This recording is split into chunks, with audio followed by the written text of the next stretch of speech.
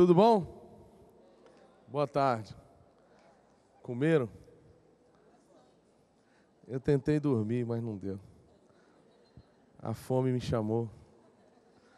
Eu tenho esse fraco. Então, eu queria saber quem aqui diretamente lida com a música na igreja, assim? É todo mundo? Mas né, aqui não é de missões o trabalho?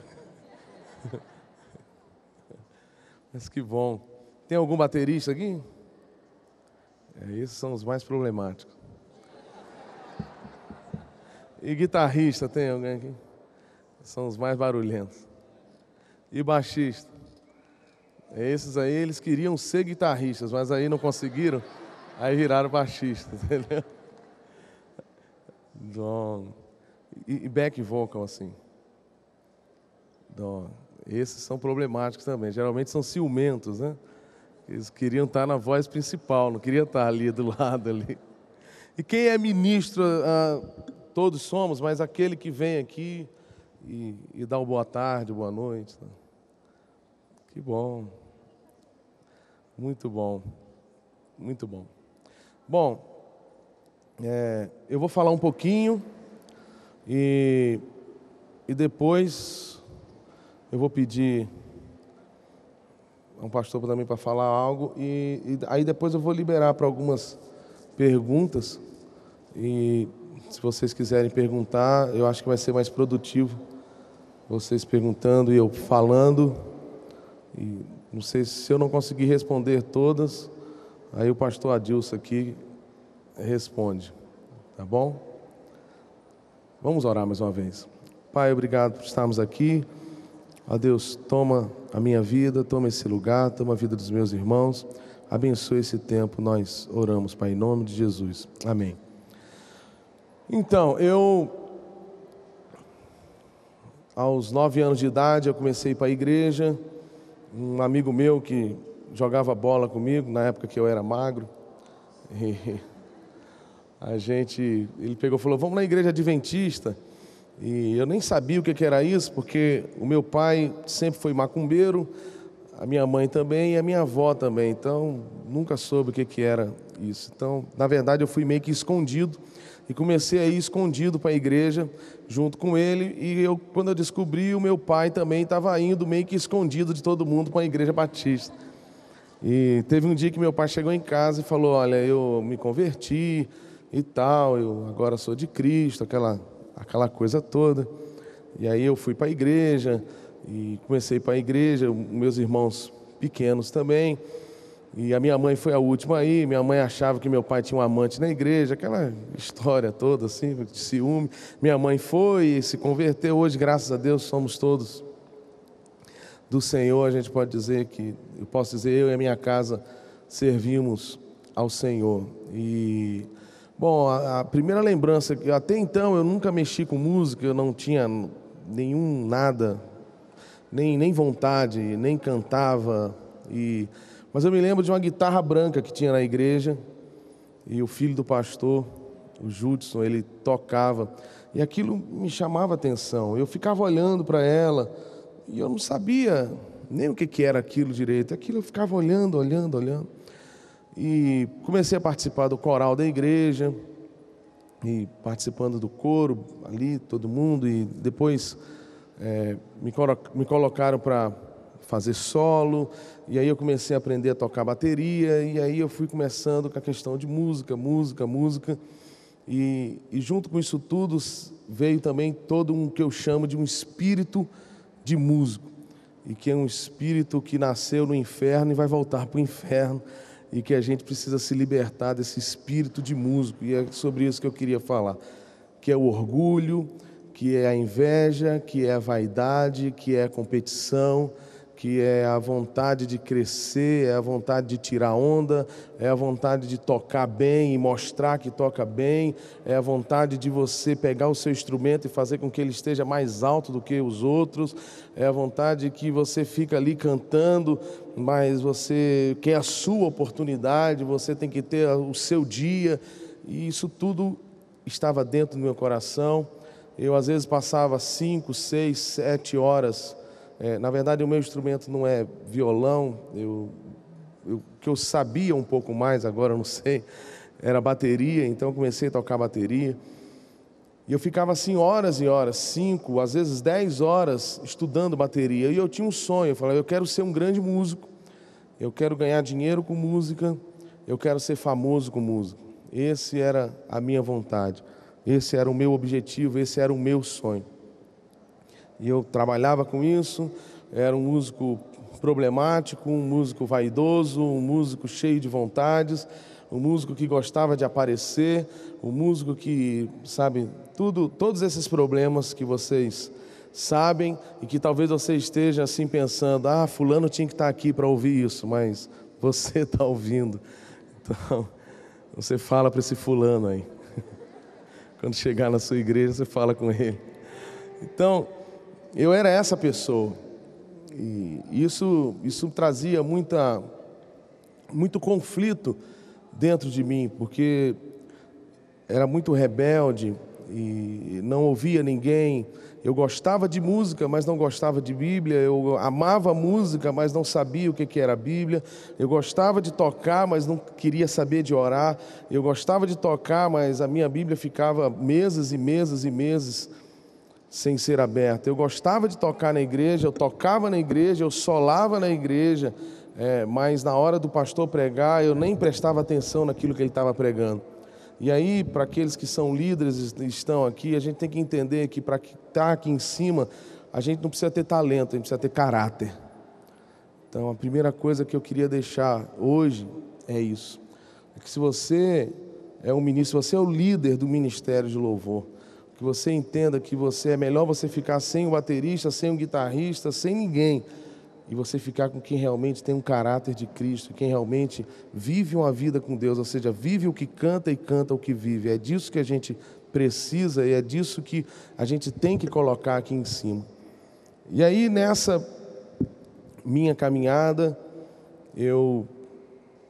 a minha esposa sempre foi apaixonada por louvor e adoração, e eu sempre fui um daqueles bem roqueiros que odiava música evangélica. Eu sempre achei a música evangélica ruim, sempre achei a música evangélica que estava sempre abaixo da música secular.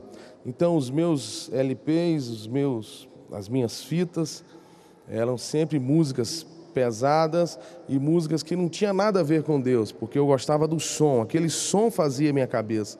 E a gente casou e Paula sempre gostava de ouvir aqueles louvores. E às vezes eu chegava e ela estava lá ouvindo os louvores, eu falava, coloca uma coisa mais alegre, né? Uma coisa mais... E um dia teve um congresso semelhante a esse, em Petrópolis, e a minha esposa me convenceu aí, eu já tocava na igreja, tal, e ela, vamos lá nesse congresso, e eu me interessei pelo congresso, porque tinham duas pessoas muito legais lá. Um era o Abraão Laboriel, um baixista, e o outro Justo Almário, que é um saxofonista muito bom. E eu olhei para os outros, eu confesso que aquilo não me chamou a atenção. Mas quando eu olhei para esses dois, eu falei assim, pô, esses caras são bons, eu vou lá porque eu quero ouvir música. Então eu estava interessado na música. Eu queria me alimentar de música e não de Deus. E para minha tristeza, a gente chegou na quarta-feira nesse congresso, e quando eu fui pegar o horário do congresso, o Abraão Laboriel, o Justo Almário, só estaria no sábado à tarde, e era quarta. E aquilo me trouxe uma desilusão muito forte, porque eu estava sentado assim, e quem estava ministrando era o Daniel de Souza, não sei quem conhece, ele é autor daquela canção, Somos corpo e assim bem ajustado. E eu lembro que uma coisa que ficava martelando na minha cabeça é que eu não entendia como que um homem com a banda, com luz, com tudo assim, e ele pegando um violão, um Takamine caríssimo que ele estava na mão, mas ele não tocava, ele só chorava. E ele, poxa, Deus está aqui, e ele só chorava. E eu falava assim, pô, mas que coisa louca, o cara, em vez de tocar, o cara fica chorando, chorando, e um do meu lado chorando, o outro caído, o outro rindo, o outro voando. E eu falava, eu estou no meio de gente doida, eu quero ouvir música, o meu negócio era música, eu não queria saber de nada. E eu falava, vamos embora, coisa chata, coisa enjoada. E pela primeira vez na vida, incrível isso, eu tocava na igreja, eu participava do coro da igreja, mas essa é a primeira vez na vida que eu ouvi uma mensagem assim, do começo ao final, e aquilo mexeu radicalmente com a minha vida. Porque ele falou sobre as consequências do pecado na vida do músico.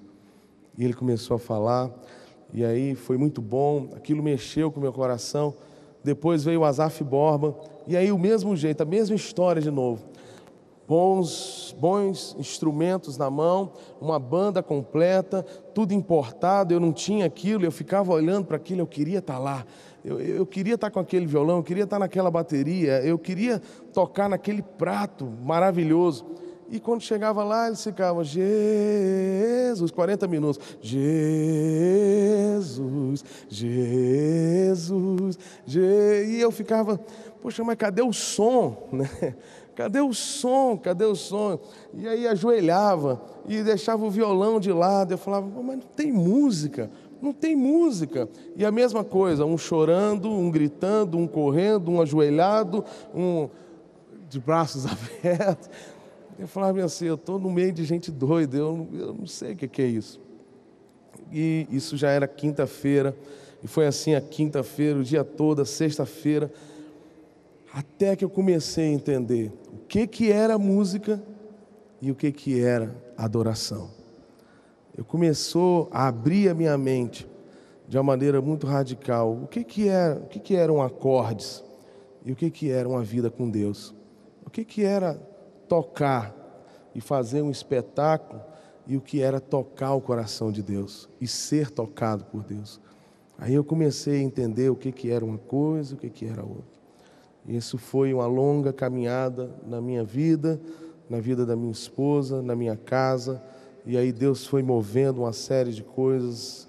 Resumindo, eu comecei a aprender o que é viver para Deus, o que é ser um adorador, o que é a gente chegar aqui em cima e não usar isso daqui como uma plataforma para exibir o nosso talento, para exibir aquilo que Deus colocou como habilidade na nossa mão, mas a gente chegar aqui em cima e querer tocar o coração de pessoas e fazer com que a glória de Deus esteja sobre esse lugar. E eu comecei a aprender isso e continuo aprendendo, sabe? E o meu maior desafio como homem hoje é fazer com que você, que é um músico, você que está na casa de Deus, você seja um apaixonado pela palavra de Deus, que você seja alguém que estude a palavra de Deus, alguém que tenha uma prioridade na sua vida de ter tempo de oração. E nessa minha transformação, eu comecei a colocar outra paixão dentro do meu coração. Eu deixei um pouco de lado aquilo que me consumia, que era a música, e eu comecei a ler mais a palavra, eu comecei a ler livros, eu comecei a ouvir mais mensagens. E aí toda sexta-feira, lá na nossa cidade, eu subia para um monte que tem lá na cidade, junto com o pastor e junto com um bocado de velho, porque quem gosta de orar é só velho. Adolescente, jovem, na minha época, não gostava de orar. E eu creio que Deus tem mudado isso a cada dia. Mas aí a gente ia toda sexta-feira orar. E aquilo foi me matando. E foi aonde muitas das canções que a gente canta hoje aqui, foi aonde Deus me deu essas canções. Foi nesse processo, nesse momento que Deus foi transformando a minha vida. Sabe, não é difícil você ter um bom músico. A música consegue fazer com que você chore. A música, um bom cantor, ele pode chegar aqui, mesmo ele não sendo cristão, ele pode fazer com que, sabe, as suas emoções venham de uma maneira muito forte. Mas a música, ela tem o seu limite. Mas o adorador, ele consegue tocar em Deus. E quando ele consegue tocar Deus, ele atrai a presença de Deus. Por isso que a Bíblia diz que Deus habita em meio aos louvores. Ela não diz, Deus habita em meio a um concerto, Deus habita em meio a habilidades musicais. Não, isso é importante, é muito importante. Precisa disso. Mas a gente tem que ter uma prioridade na nossa vida. Antes de tocar, antes de cantar, antes de dançar, antes de qualquer coisa, a gente precisa entender que a gente precisa ser filho, a gente precisa ter uma experiência com Deus, a gente tem que andar com Deus, a gente tem que viver com Deus e a gente tem que ter no nosso coração algo para falar às pessoas. E a gente só vai ter o que falar se a gente ouvir. Se a gente não parar para ouvir, a gente não vai ter o que falar. E eu acho que um dos grandes problemas do músico é ele saber ouvir. A gente gosta de falar, gosta de dar opiniões, a gente, sabe, tem solução para tudo, a gente tem uma série de coisas que a gente olha na igreja e a gente acha que pode ser mudado. E a gente, como músico, a gente precisa aprender a ouvir e a se submeter à nossa liderança. E aí, nessa minha caminhada, a nossa aproximação com Daniel foi algo fantástico, porque em 10 anos que eu conheço Daniel, eu conversei sobre música com ele no máximo 2 vezes. E ele é um baita de um baixista, ele é um baita de um violonista e um baita de um baterista. Ele sabe muito. E há uns 10 anos atrás, a gente começou a se encontrar, eu, ele, a minha esposa, a esposa dele. E hoje eu tenho como um pai, como alguém que cuida da minha vida, como alguém que cuida realmente da parte ministerial da minha vida. E tenho ele como uma pessoa que traz direção à minha vida. E tenho ele como uma pessoa que puxa as minhas orelhas. Então, outra coisa que quero abrir um parênteses, você precisa de alguém que puxe as suas orelhas. Você precisa de alguém que coloque você no prumo. Você precisa de alguém que diga para você bem assim, não, você não vai fazer isso. Eu quero que você faça assim. Você precisa dar os seus ouvidos, você precisa dar o governo da sua vida para alguém, para que ela possa direcionar e trazer uma direção para a sua vida. Sabe, isso na minha vida foi muito importante, para o meu casamento foi muito importante, como esposo, como pai, tem sido muito importante. Porque mesmo eu sendo conhecido como eu sou, e ele não sendo tão conhecido como eu sou, mas ele tem autoridade sobre a minha vida. Então que você tenha isso, seja o seu pastor, seja alguém que Deus coloque na sua vida, que você possa ter isso como prioridade, de você chegar e falar bem assim, não, cara, olha, eu estou aqui, eu não quero um conselho, porque se conselho fosse bom, a gente não dava, a gente vendia. Mas a gente precisa receber direções na nossa vida, e a gente precisa orar e pedir a Deus que mostre essa pessoa, que Deus mostre essa pessoa que vai nos ajudar e nos ensinar na caminhada. E isso foi acontecendo, e aí nós gravamos, nós não tínhamos pretensões comerciais nenhuma, a gente pegou e tinha algumas canções, eu não tinha dinheiro para gravar, um irmão da igreja se levantou como oferta e deu, e a gente começou ali na igreja, e resumindo, tudo começou na igreja, tudo continua na igreja, e tudo um dia vai acabar na igreja. Ou seja, meu irmão, você tem que ser apaixonado pela sua igreja local. Você tem que ter paixão pela sua igreja local. Lá na minha igreja, lá em Campos, eu não sou o Fernandinho que tira foto, eu sou o Fernando. Então todo mundo me trata como igual.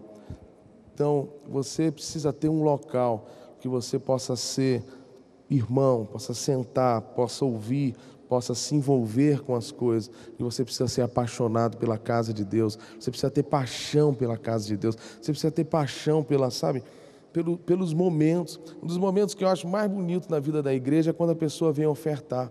Hoje pela manhã, quando a gente estava aqui cheio, aquilo enche os meus olhos de lágrimas.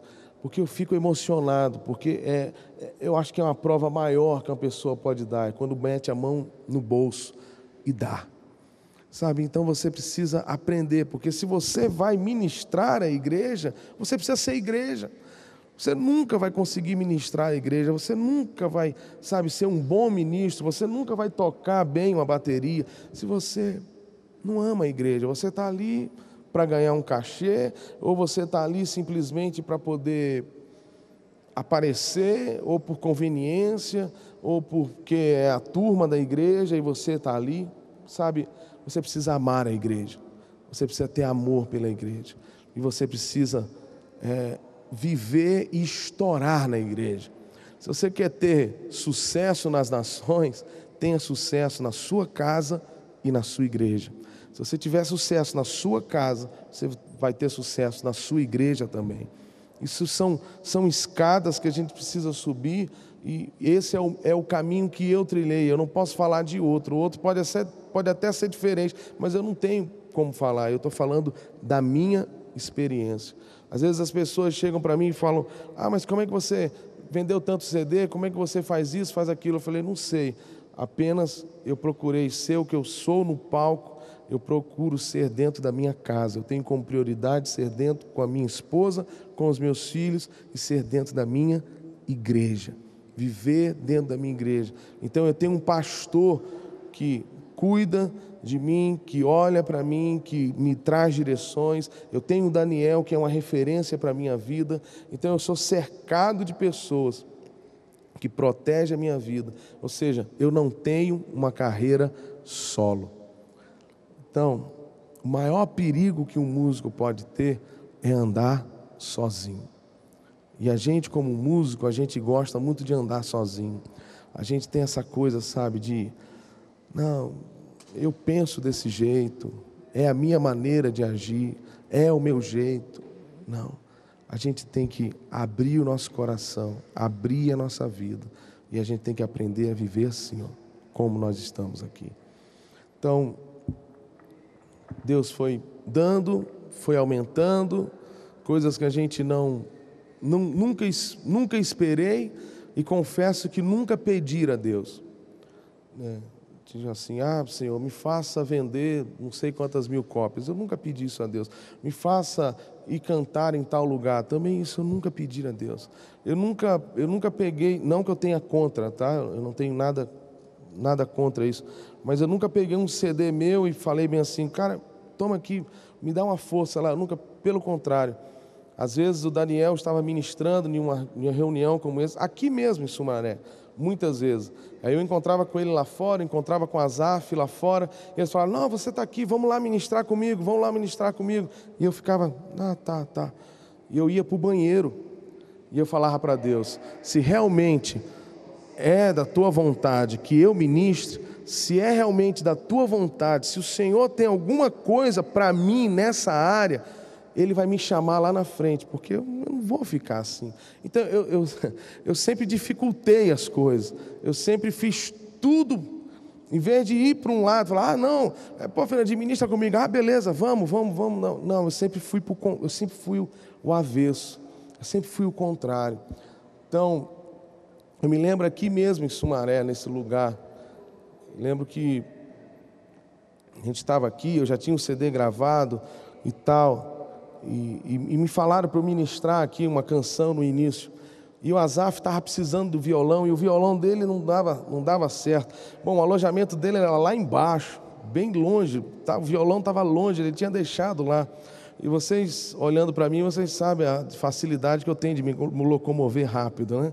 Então, e aí eu peguei e saí daqui, eu falei: não, cara. E aí o outro falou bem assim: não, mas te deram a oportunidade de você ministrar. Eu falei: não, bota outro para ministrar, deixa eu pegar o violão dele.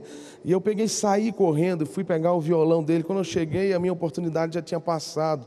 Então assim, eu aprendi na minha vida, e tenho aprendido que para a gente estar aqui em cima, a gente tem que ter um coração de servo, e a gente tem que buscar ter um coração de servo, e a gente tem que querer ter um coração de servo, e a gente tem que querer servir, seja aqui em cima, seja segurando o microfone, seja lá na mesa de som, seja em qualquer lugar, seja nos bastidores. A gente precisa ter e procurar procurar ter esse coração, servir, servir, servir, servir.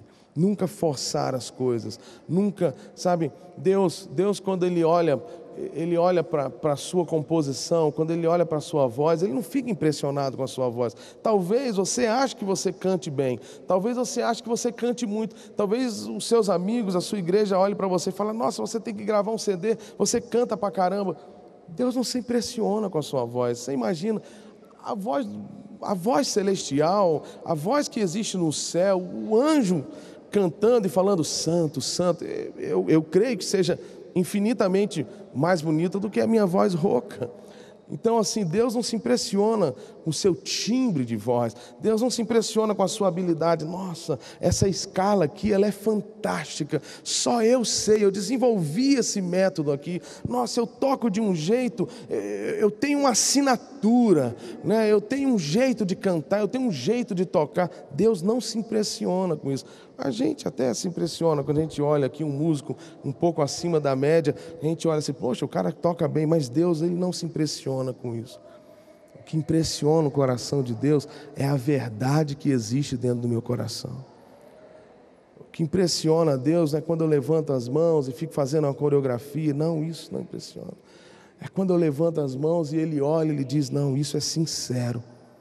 O meu filho está nele, a minha graça está sobre ele. O sangue do meu filho está sobre ele. Eu conheço esse rapaz, eu conheço essa moça.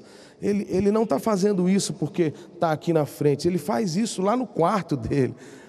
Ele não está fazendo isso aqui porque está aqui ministrando e aí ele teve que se preparar, não. Ele faz isso todo dia, lá na casa dele, quando ninguém vê, quando não tem ninguém filmando, ele faz isso. Isso impressiona Deus.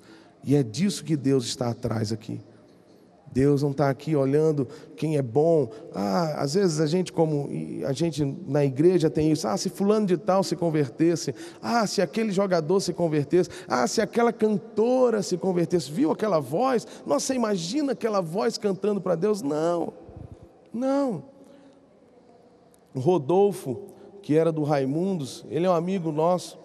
E às vezes a gente acha que tem que ser doidão para poder ganhar o doidão. E quem ganhou ele foi uma mulher lá com um coque na cabeça, com a saia lá embaixo. Não tem nada disso. Deus, Ele usa quem Ele quer. Ele usa quem Ele quer. Quem Ele quer. E a gente precisa ter uma prioridade na nossa vida. Não é ser simplesmente usado, mas é ser aprovado por Deus. É estar no centro da vontade de Deus, é viver para Deus, é conhecer Deus. Sabe, uma das grandes coisas que eu observo hoje é que às vezes a pessoa vem aqui para frente e ela quer conduzir alguém para algum lugar, mas para um lugar que ela nunca foi. E aí ela começa a usar a frase do ministro de louvor A, ministro de louvor B. Opa, você abre para mim? Está aberto. Pode deixar aqui então. Ele usa, vamos fazer isso, tira o pé do chão, vamos para lá, vamos para lá. Não. Para agitar o auditório não precisa ser ministro de louvor. Entende? A gente não precisa de agitação, não é isso. A gente precisa de mover de Deus, do movimento de Deus, da presença de Deus. É isso que o meu coração chora. É por isso que eu estou aqui falando para vocês. Eu me sinto envergonhado diante de tantos pregadores que tem aqui nesse lugar. E eu estou aqui para que, de alguma forma, desperte no coração de vocês o desejo de viver para Deus, de andar com Deus.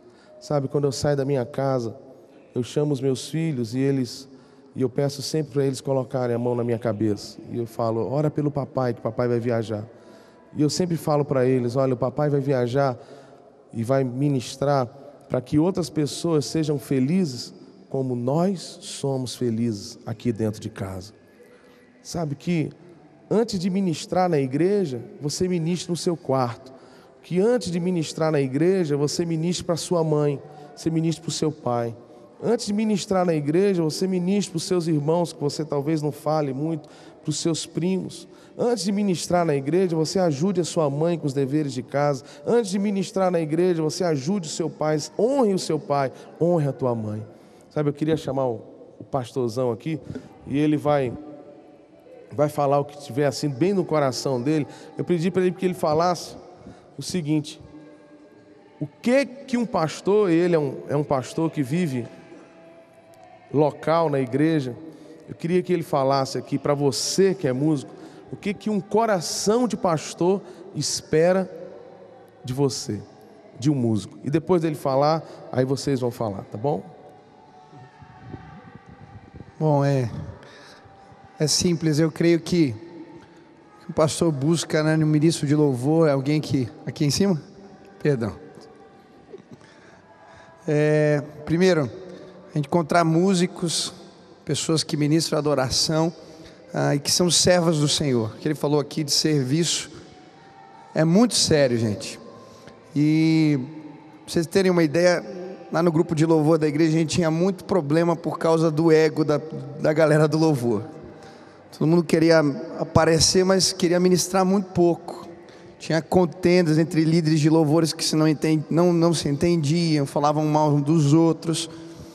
E aí Deus um dia estava lendo um livro e Deus ministrou meu coração: pega a equipe de louvor toda e manda eles lavarem os banheiros da igreja. E a gente fez uma reunião com toda a liderança, falamos lá com a administração da igreja, e a galera do louvor toda, liderança, foi lavar os banheiros da igreja. Olha, foi uma experiência tremenda, especial, porque Jesus nos chamou para ser servos. Ele lavou os nossos pés, querido. Quem somos nós? Nós não somos nada. Quando eu prego aqui, eu também estou servindo vocês. Quando o Fernandinho está ministrando aqui, ele está servindo. Quando você está cantando, você está servindo.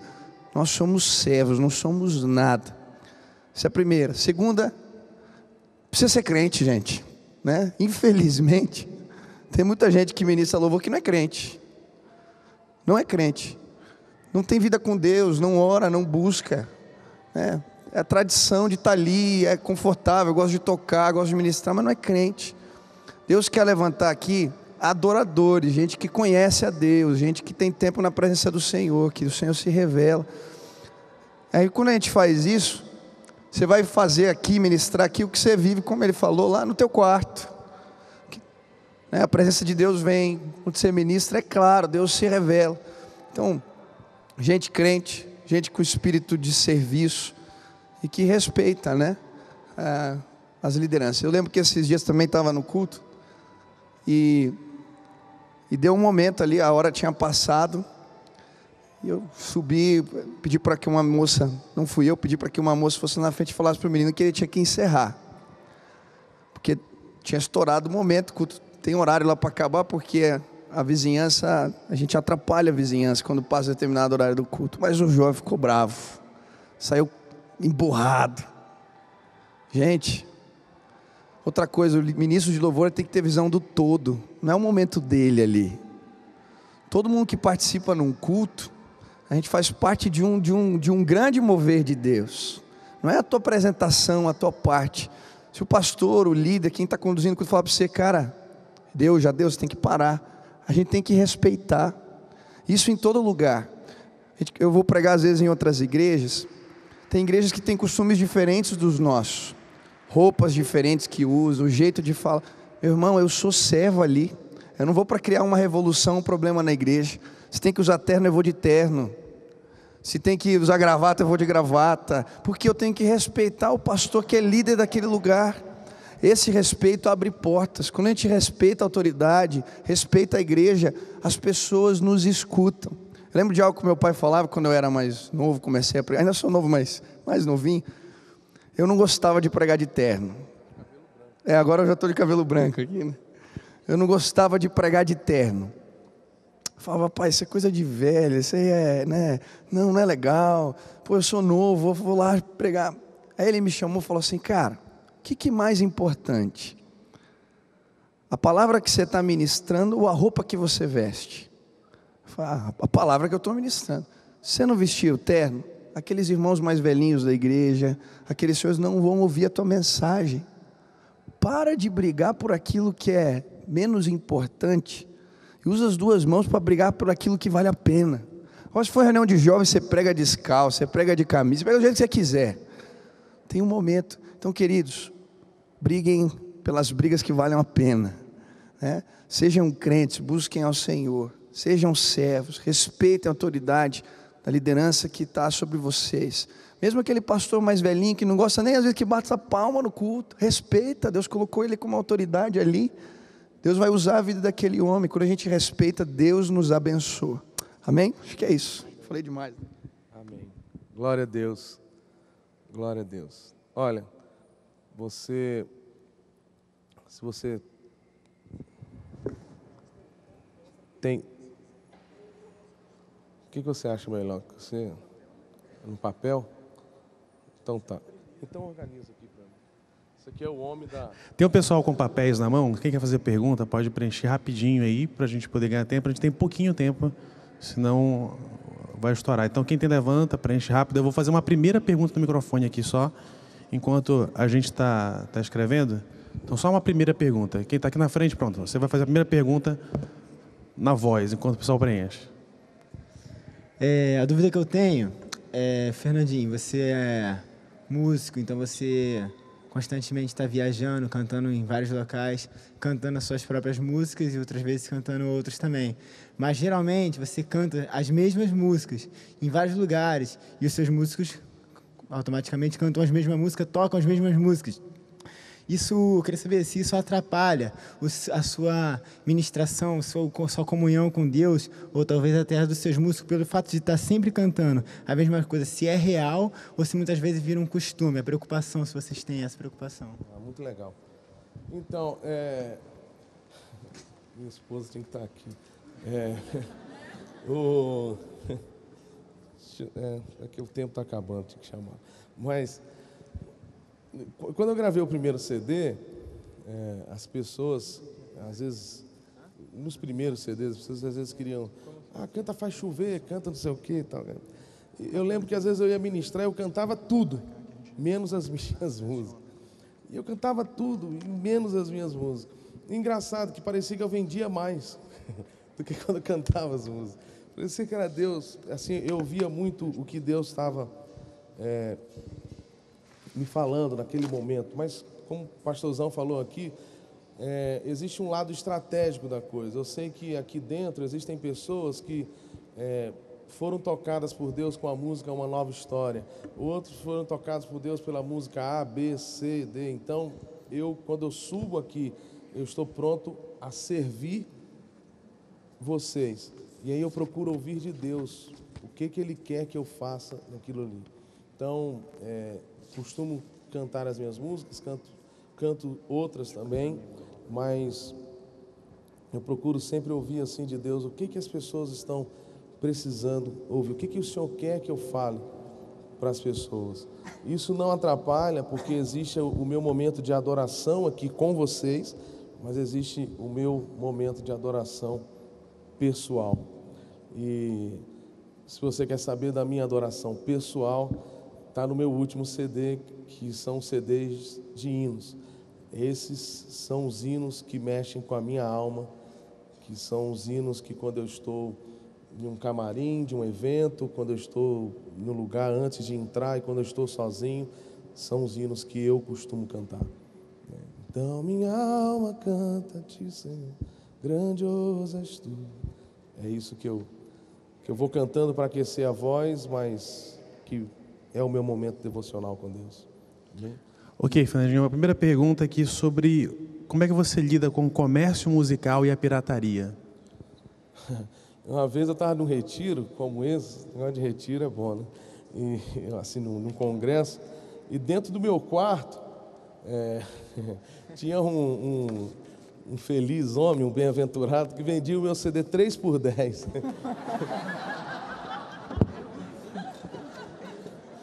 E dormia em cima, e o desgramado, Deus perdoe, ele ainda roncava ainda.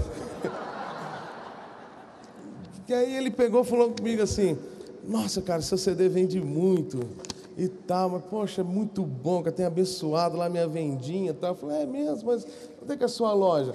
É lá no camelô e tal, não sei o que. Eu falei, bom, e quanto que é o CD lá? Cara, a gente faz uma promoçãozinha lá de 3 por 10, mas, cara, é muito bom e tal. Eu não sei. É errado, absolutamente errado. Às vezes, o que acontece? Como aqui no Brasil não tem, às vezes alguém me dá uma cópia de uma música, por exemplo, de Steve Chaplin, que é um cantor que eu gosto muito de ouvir. Mas aquilo me faz tão mal eu ter aquela música sem ter comprado, que quando eu vou aos Estados Unidos, eu vou lá, mesmo tendo a música, eu vou lá e compro o CD para dizer, não, eu tenho. Então, é errado, é pecado, é errado, complica a nossa vida, porque o Brasil é uma carga tributária absurda, a gente já tem que lidar com essa questão dos impostos e ainda tem que lutar contra a pirataria. Por outro lado, existem N pessoas que se convertem através de um CD pirata. Então, na verdade, resumindo, eu não sei o que dizer sobre isso. Vai para a mentalidade de cada um. Bom, só para saber, tá, gente? Tem muita pergunta, tá? Não vão rolar todas. A gente vai limitar aí o tempo e vai tentar ajustar aqui, porque não dá, de verdade. Então, só para trazer aqui um outro lado, tá falando sobre mercado e pirataria. Como é que você lida aí com o tal mercado gospel, onde muita gente faz música com o intuito de vender e não de impactar? A sua opinião sobre o mercado? Eu não posso nem muito falar sobre isso, porque eu não me considero um funcionário desse mercado gospel. Então, eu sou um funcionário da seara, né, do rei. Então, eu não estou muito ligado.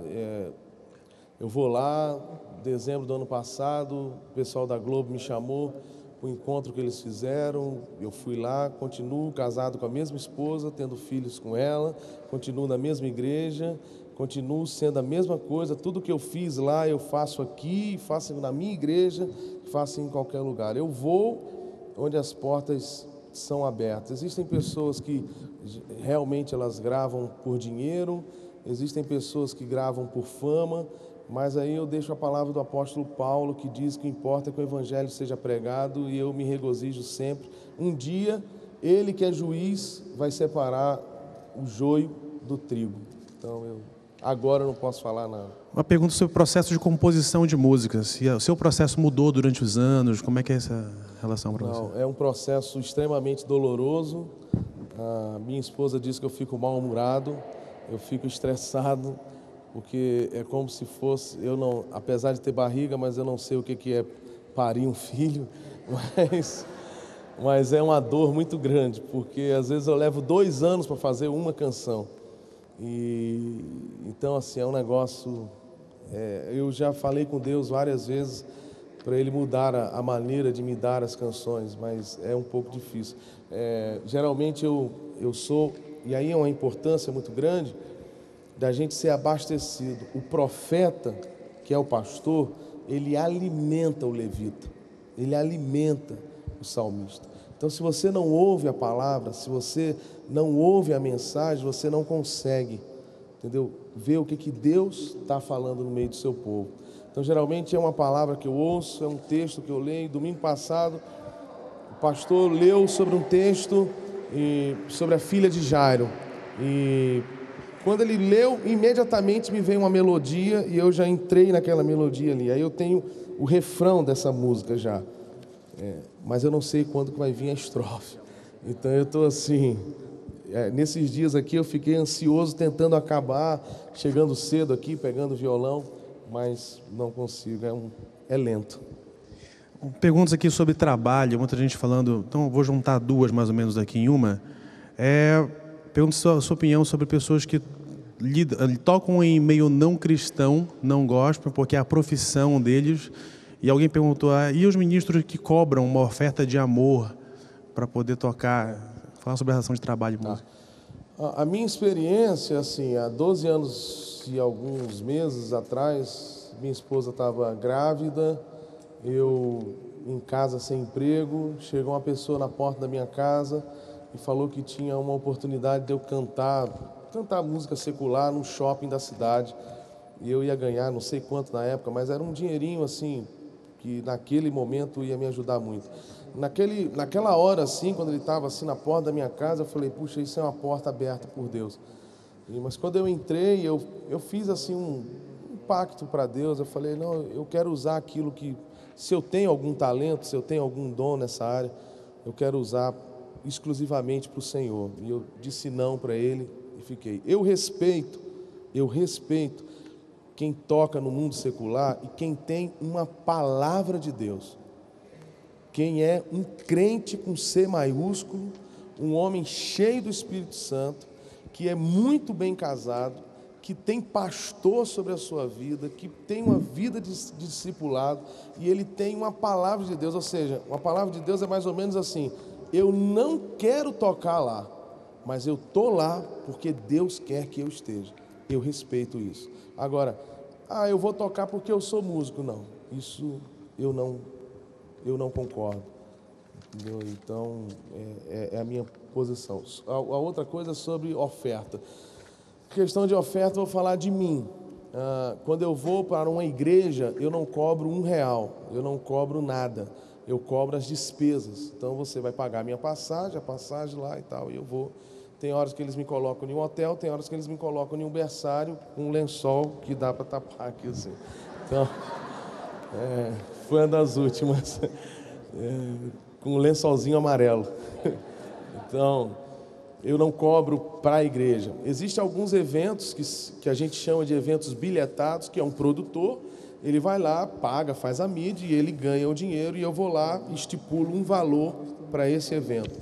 E existem prefeituras que nas suas festas, nas suas celebrações lá, elas também chamam o chamado cantor e vai lá, eu quero que você venha aqui.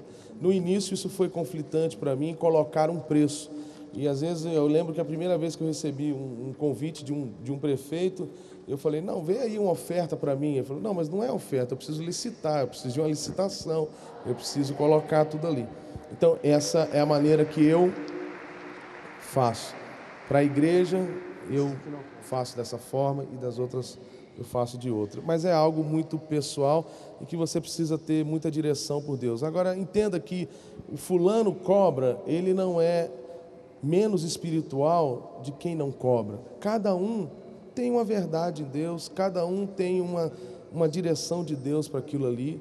E aí eu acho que a gente tem que julgar, não sei a palavra como colocar aqui, mas a gente tem que levar alguém para a nossa igreja, não se ele cobra ou se ele não cobra. A gente tem que levar se Deus está mandando que a gente leve. E a gente tem que conhecer o cantor e ver se ele tem pastor, se ele tem igreja, e quantas vezes ele já foi casado, se ele tem essas coisas, são importantes nessa hora. A gente está para terminar, está tentando aglomerar aqui as perguntas de uma maneira única. Tem muitas perguntas sobre música secular. Se ouvir como referência para poder apoiar, como é que se essa diferença, se isso influencia positivamente, negativamente? Então, aí eu vou falar também da minha experiência, mas aí você precisa ter a sua. Eu era extremamente fascinado com Iron Maiden, Judas Priest, Guns N' Roses, tudo e mais alguma coisa. Isso eram os CDs que eu ouvia. Eu sempre achei que isso não tinha nada a ver. Eu sempre achei que você poderia ir em um show e ficar lá de braço cruzado, vendo lá uma banda tocar, e eu sempre já fui dessa forma. Até que um dia eu estava na minha casa, já casado, e eu tinha um CD instrumental de um grupo instrumental chamado Cama de Gato, um instrumental de jazz, e tem um baterista que eu gostava muito, e eu ouvindo, eu lembro que eu sempre dormia com música, e no meio da madrugada eu acordei passando muito mal, muito, extremamente mal. E eu não sabia o que era, e eu tentava assim olhar no espelho, assim, uma angústia muito forte. Não era nada no meu corpo, mas uma coisa que eu não sei explicar. Eu lembro que eu voltei para o quarto e assim, sem pensar em nada, eu olhei assim para o aparelho de CD, eu mudei. Eu tirei o CD que estava tocando, eu peguei um CD do Bené e coloquei o CD do Bené e dei um play. Assim, acredite quem quiser, na hora que eu dei um play e ele começou a cantar uma música, unção que vem do trono, derramada como... Do caminho do aparelho de som até o lado da minha cama, aquilo que eu estava sentindo sumiu. Quando eu sentei na cama e eu falei assim, epa, tem uma coisa errada aqui. Como é que ali agora eu estava extremamente mal, a ponto de chamar minha esposa e acordar minha esposa, e só nesse pedaço aqui, de repente a coisa mudou. E aí entra, vou falar novamente, é a minha experiência. Naquele dia eu fiz um voto com Deus de não comprar, de não ouvir e de não ter nada mais. Então eu peguei LPs que eu guardava há anos e anos e anos, eu peguei tudo, joguei no Rio, que eu morava perto, e hoje já faz 13 anos, 14 anos que eu não sei o que é música, do que é música secular. Eu dizer para você que eu não ouço, às vezes eu chego em um táxi, está ali tocando, ele está lá na televisão, às vezes eu passo, tem um canal, tem uma coisa passando, mas aquilo foi bom para mim porque eu era uma pessoa aficionada, eu era meio que um fã, uma coisa assim, eu olhava aquilo ali, eu ficava meio que louco com aquilo ali. Eu fiz isso, eu acho que eu não piorei tecnicamente, mas assim, eu torno a dizer, eu não quero fazer da minha experiência uma doutrina, eu só estou compartilhando aquilo que aconteceu comigo. Eu não posso dizer para você que eu sou contra e eu sou a favor. Eu tenho algumas dificuldades, assim, voltando um pouquinho à anterior, eu tenho dificuldade de você estar aqui em cima com um instrumento, fazendo coreografia, segura o tchan, e aí domingo você está lá na igreja, único. Eu tenho um pouco de dificuldade de entender isso, entendeu? Ai, se eu te pego, eu não entendo assim. Eu não consigo associar as duas coisas, parece que elas são diferentes, né? A Bíblia diz que treva não combina com luz, então eu não consigo.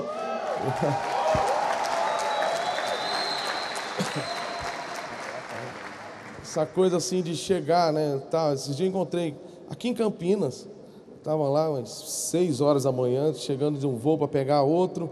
Aí tinha uma banda secular e de um cantor sertanejo, tal, não sei o quê. Pô, eu sou crente, aí o outro, eu também sou crente, eu sou crente. Pô, te canta com fulano de tal e tal, não sei o quê. Eu falei, legal, tal, não sei o quê. Bom, não, a gente ouve lá suas músicas e mostra para ele. Pô, ele acha que você canta pra caramba e tal, não sei o quê. Aí tá. Passou assim, eu estou lá no avião, aí estou olhando, por coincidência, sei lá, esse cantor que eles tocam, eu estou vendo os caras que estavam falando comigo no aeroporto, eu estou vendo lá na coreografia, né,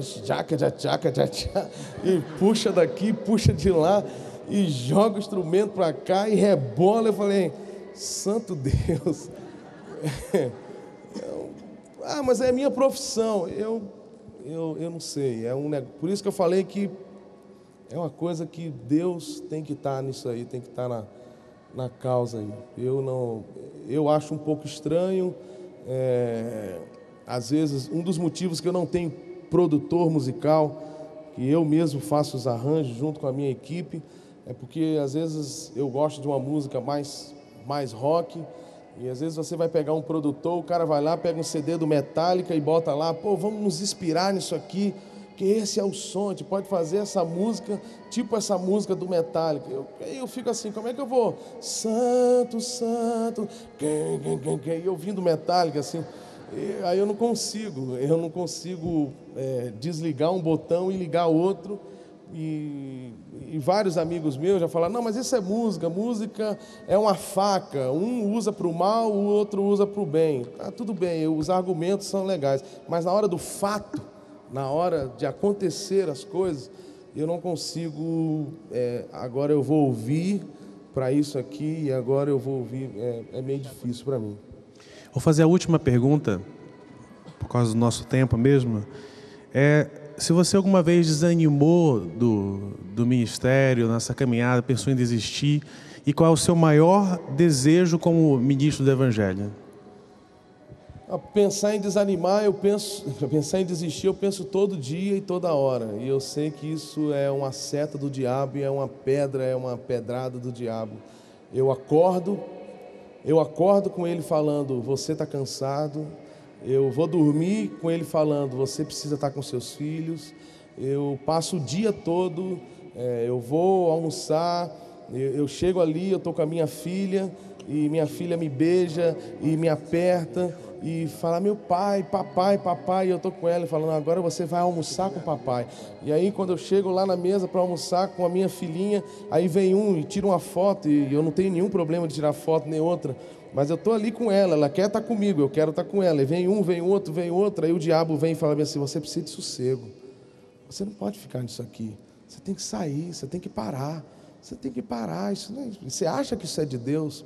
Então você tem que parar, você tem que parar. Então eu já meio que já acostumei com essa voz do diabo todo dia na minha cabeça, falando que eu tenho que isso, tenho que aquilo. E o que não me faz parar é o grande sonho como ministro que eu tenho. É fazer com que você aprecie o meu exemplo, não a minha música. A minha música é uma isca para que você me conheça como esposo e como pai. Esse é o meu maior objetivo. Esse é o maior legado que eu posso deixar para a minha geração.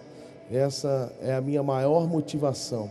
É fazer com que a minha música seja só uma isca para que você possa conhecer mais de mim e falar bem assim, não, ele não é um músico. Ele é um bom pai, ele é um bom esposo, ele é um bom cristão. Esse é o meu maior desejo.